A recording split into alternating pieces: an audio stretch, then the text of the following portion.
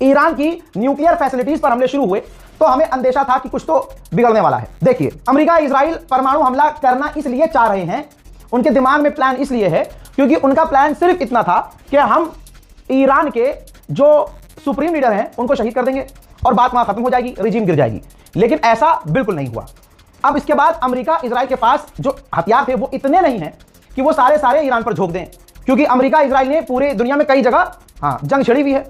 भाई, यूक्रेन को अमेरिका हथियार देता है, उधर सीरिया में, लेबनान में, गज्जा में, फिलिस्तीन में, हर जगह इजराइल को हथियार चाहिए। ऐसे में इन दोनों ने नहीं सोचा था कि ये जंग हम पर इतनी भारी पड़ जाएगी। अच्छा, दोनों की इज्जत की मट्टी पलीत हो चुकी है।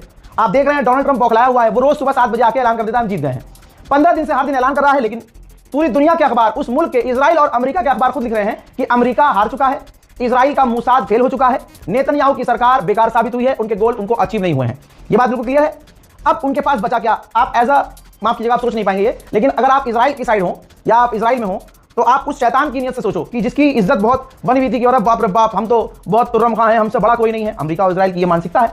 अब उसे एक न्यूक्लियर देश जिसके पास न्यूक्लियर नहीं है, वो 2 न्यूक्लियर देशों को बजा रहा है। 31 दिन हो चुके हैं, रोज पीट रहा है, उनके हथियार खत्म हो रहे हैं। बल्कि अरब का हाल देखिए, रिपोर्ट आपके सामने।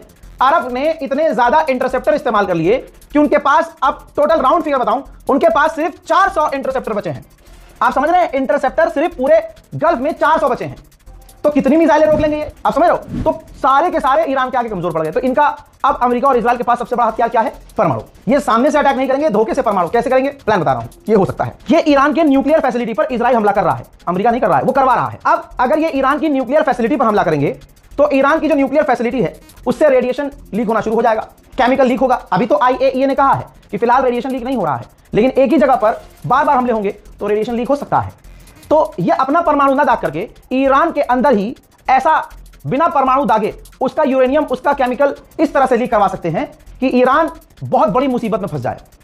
अब आप कहेंगे रजा भाई, ये बिना सर पैर की बात आप तो कभी नहीं करते, तो आपका भाई सबूत लेके आया है। यूएन के अंदर एक ऑफिशियल जिसका नाम है मोहम्मद सफा, वो ह्यूमन राइट डिप्लोमेट थे। भाई, यूएन के अंदर बंदा है, तो यूएन के अंदर जो चल रहा होगा, क्या यूएन के किसी बंदे को पता नहीं होगा? बिल्कुल पता होगा। तो यूएन के इस एनवॉय ने ये कह के रिजाइन दिया कि मैं रिजाइन दे रहा हूं क्योंकि ईरान पर परमाणु हमला होने वाला है और इस घिनौने काम में मेरा हाथ, मेरा नाम नहीं आना चाहिए। यूएन कुछ नहीं कर रहा है, यूएन को सब दिख रहा है। तो मैं इस ग्रुप का हिस्सा नहीं रहना चाहता जिस ग्रुप की आंखों के सामने ईरान पर परमाणु हमला हो। दुआ कीजिएगा दोस्तों।